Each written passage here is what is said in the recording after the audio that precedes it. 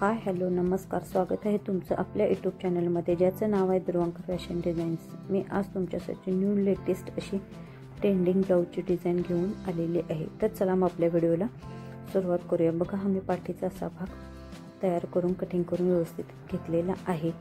तर बघूया आपली उंची वगैरे किती आहे। बघा आपली ब्लाऊजची उंची 13 आहे, छातीची घडी 9ची आहे, बघू शकता तुम्ही। शोल्डर व मुंडा 4.5 घेतलेला आहे।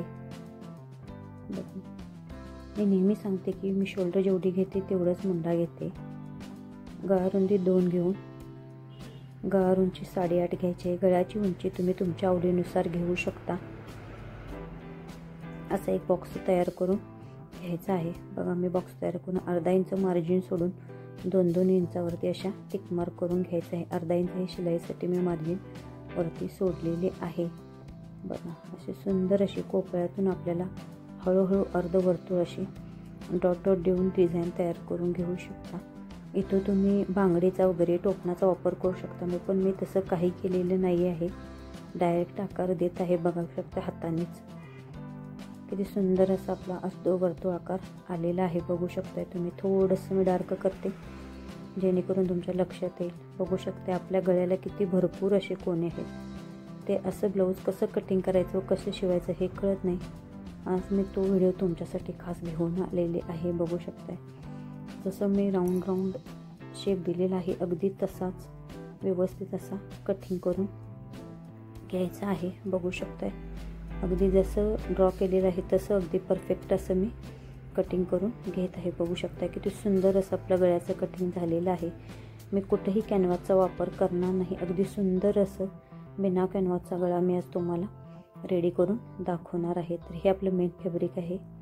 बघू शकता ते सवच घेतलेलं आहे व त्याच्यावरती हा अस्तरचा कपडा उलटा ठेवून घ्यायचा व टाचणी किंवा पिन लावून अटॅच करून घ्यायचा, जेणेकरून आपला गळा कुठेही हलायला नको, अगदी व्यवस्थित बसेल असं। बघू शकताय हे लावून घेतलेले आहेत। गळ्याला मी कमरेला मी कमरपट्टी जोडणार नाही, डायरेक्ट गळा कसा जोडायचा ते या व्हिडिओमध्ये तुम्हाला मी दाखवणार आहे। बघू शकता अशी डायरेक्ट मी टिप मारून घेतलेली आहे व नंतर गळा आपला जसा आहे अगदी तसा ड्रॉ करत जायचं आहे। गळ्याला आकार कुठेही बदलणार नाही याची काळजी घेत। बघू शकता गळ्याचा गोल शेप घेतलेला आहे। जिथं कोना आलेला आहे तिथून मशीनची सुई खाली घातली, मशीन थांबवलं, कपडा फिरवला, परत मशीन चालू केलं, असं पूर्ण डिझाईन अशा प्रकारेच करायचं आहे। बघू शकता अगदी व्यवस्थित एकदम हळूवार कोण्यात घ्यायचे आहे, कुठेही कोण्याचा आकार आपला बदलणार नाही याची काळजी घेत संपूर्ण गळा आपल्याला स्टिच करून घ्यायचा आहे। बघू शकता अशा प्रकारे केला ना तुम्ही गळ्याचं स्टिचिंग केलं ना तर कुठेही गळ्याचा शेप तुमचा बदलणार नाही, कॅनव्हासचा अजिबात वापर करायची गरज लागणार नाही, अगदी परफेक्ट असा गळा तुमचा तयार होणार आहे। एकही कोना आत जाणार नाही किंवा एक कोना बाहेर येणार असं कुठेही होणार नाही। माझ्या पद्धतीने अगदी व्यवस्थित हळूवार असं तुम्ही ब्लाऊजचा गळा स्टिच करा। बघू शकताय मी संपूर्ण गळा अशाच प्रकारे स्टिच केलेला आहे। बघू शकता जिथं कोना आहे बरोबर कोण्याच्या कोपऱ्यात सुई खाली घालायची, कपडा फिरवायचा आणि मगच परत आहे तशी टिप मारायची। बघू शकता किती सुंदर प्रकारे आपला गळा झालेला आहे। कुठेही बघा आपला कोना आत गेलेला नाही किंवा टिप बाहेर आलेली असं कुठेही झालेलं नाही। बघू शकताय तुम्ही ज्या पिना लावल्या होत्या त्या सगळ्या व्यवस्थित काढून घ्यायच्या आहेत।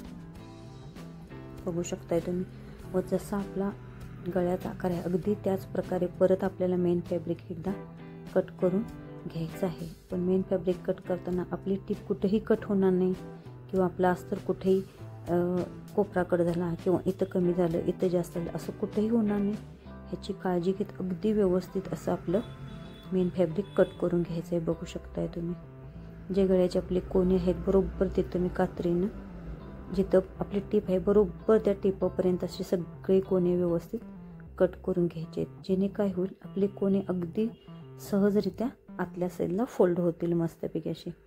बघू शकताय किती सुंदर झाले। असं आतल्या साईडने एक साईडनं हात घालायचा व आपलं मेन फॅब्रिक बाहेर ओढून घ्यायचं। बघा किती सुंदर आपलं झटपट कमरपट्टी पण तयार झाली आणि गळा पण तयार झाला। बघू शकताय तुम्ही किती सुंदर असं आपलं फिनिशिंग सेट झालेलं आहे। बघा हे जे कोने आहेत ना ते अगदी व्यवस्थित असे मी सगळी बाहेर काढून घेणे. जिथं कोणा अगदीच बारीक आहे, जिथं बाहेर येत नाही तिथं मी सुईच्या साहाय्याने बाहेर काढून घेतलेलं आहे. बघा किती सुंदर आपले कोणे बाहेर आहेत. असंही तुम्ही करू शकता. शिवताना जिथे आपले कोणे आत गेले तिथं थोडासा अंगठा आतल्या साईडला घालायचा, तेवढासा कोपरा फक्त अंगठ्याने थोडासा किंचित ढकलायचा आहे. परत तीच पोझिशन आपल्याला रिपीट करायची. बघू शकताय अगदी दाब टीप अगदी हळूवार मारायची. कोणा आला सुई खाली घालायची, कपडा फिरवून घ्यायचा, परत रिपीट आहे तशी टीप मारायची. संपूर्ण वेळेला तीच पोझिशन सेम करायची आहे. बघू शकताय पण कुठेही आपला कोणा आत जाणार नाही. संपूर्ण गळा आपल्याला असा अगदी व्यवस्थित शिवून घ्यायचं आहे. बघू शकताय तुम्ही. कॅनव्हाचा वापर न करता गळ्याला भरपूर कोणी असतील तर ते कसे कटिंग करून शिवायचे हे मी आज स्पेशली ह्या व्हिडिओमध्ये तुम्हाला सांगत आहे. बघू शकता कितीही कोणी असतील तर कॅनव्हाचा वापर करायचा नाही. कॅनव्हास पेपर हा खूप घाणेरडा दिसतो. ब्लाऊजमधून दिसला तर ब्लाऊजमधून बाहेर दिसतो, त्यामुळे खूप घाणेरडे दिसते. ते अजिबात व्यवस्थित दिसत नाही. त्यामुळे कॅनव्हाचा वापर न करता कसा गळा कटिंग करून शिवायचा हे आज मी तुम्हाला दाखवलेलं आहे. बघू शकता अगदी परफेक्ट अशी आपली गळ्याची कोणी तयार होणार आहेत. सुई खाली घालवायची, कपडा फिरवायचा व नंतर टीप मारायची. सुई उचलून बघा अशा प्रकारे आपला गळा रेडी होत आहे. एकदम हळूहळू घ्यायचं. गारमेंटचं मशीन खूप स्पीडमध्ये पळतं. एकदम स्लोली घ्यायचं. जितके गळ्याला कोपरे असतील तितकं मशीन अगदी स्लोली घेत सगळा गळा आपल्याला कंप्लीट करायचा आहे. बघू शकता कुठेही मी कॅनव्हाचा वापर करत नाही आहे. बिना कॅनव्हाचाही छान गळा तयार होऊ शकतो. कॅनव्हास काय होतं, ट्रान्सपरंट असल्यामुळे ना ब्लाऊजमधून बाहेर आरामात दिसतं आणि ते दिसायला खूप घाणेरडं दिसतं. त्यामुळे शक्यतो करून मी कॅनव्हाचा वापर करत नाही. जिथं अगदीच बाबा कॅनव्हाशिवाय जमत नाही अशा ठिकाणी फक्त मी कॅनव्हाचा वापर करते. बघू शकताय तुम्ही. पण जे नवीन असतील सुरुवातीला त्यांनी कॅनव्हाचा वापर केला तरी काही हरकत नाही आहे. पण जसं तुम्ही जुनं होईल, जसं तुम्हाला ट्रेन होईल तसं अगदी छानपैकी तुम्हाला न कॅनव्हाचा वापर करता गळा तयार होईल. बघा किती सुंदर असा आपला गळा झालेला आहे. बघू शकताय तुम्ही. अगदी तसंच कमरेच्या साईडला मी दाबटीप मारून घेणार आहे. हे कमरपट्टी कॉम्बिनेशन असलेली लेस घेतलेली आहे. ही लेस मी साडीवर मॅचिंग घेतलेली. साडी अशी पिंक कलरची आहे, त्यामुळं साडीवर घेतलं. लेस ऑप्शनल आहे, तुम्ही तुमच्या आवडीनुसार घेऊ शकता. पण इथं गोल्डन किंवा पिंकच छान दिसणार होती. असा जांभळा कलर घेतला असता तर उठून दिसणार नाही, म्हणून मी अशी लेस घेतलेली आहे. बघू शकते अगदी सुंदर अशी आपली. पण हां, लेस ही नेहमी 1/2 इंचाचीच घ्यायची, त्याच्यापेक्षा लेस जाड घ्यायची नाही. फक्त लेस अर्धा इंचाची कधी घ्यायची. गोल गळा, चौकोनी गळा असेल, व्ही गळा असेल, पानशिप असेल अशाला अर्धा इंचाची लेस चालते. पण अशा जे कोण्याचे गळे असतात ना तिथं 1/2 इंचाचीच लेस घ्यायची. बघू शकता तिथं कोणा आलेला आहे तर तुम्ही थोडीशी लेस फोल्ड केलेली आहे. परत गोल राऊंड मारून घ्यायचा. बघा मशीन थांबवायचं, सुयात घालायची, परत सुई बाहेर काढायची, मग मशीनमधून कपडा बाहेर काढायचा. थोडीशी लेस फोल्ड करायची, परत टीप मारायची, परत सुई खाली, परत कपडा फिरवायचा, परत टीप मारायची. असं प्रत्येक कोणा जिथं कोणा आहे तिथं प्रत्येक वेळेला थोडीशी फोल्ड झाली पाहिजे. असा आपला आलेला आहे. फक्त 8.5 गळा आहे. 8.5मध्ये किती डेपनेक आपला छानपैकी दिसत आहे. सुंदर असं आपलं डिझाईन तयार आहे. बघू शकता ह्या ब्लाऊजमुळे, साडीमुळं आपल्या ब्लाऊजला खूप छान लुक येणार आहे. बघू शकताय इथं खालच्या साईडला एखादं पॅच बटन तुम्हाला आवडत असेल तर तुम्ही लावू शकता. बघू शकता मी पॅच व बटन अटॅच केलेले आहे. माझी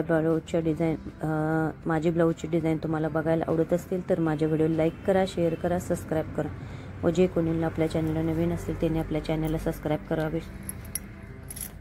करायला विसरू नका, जेणेकरून माझे व्हिडिओ नवीन व्हिडिओ म्हणजे तुम्हाला ब्लाऊजच्या डिझाईनचे, ड्रेसच्या डिझाईनचे बघायला मिळतील. पूर्ण व्हिडिओ बघितल्याबद्दल अगदी सगळ्यांचे मनपूर्वक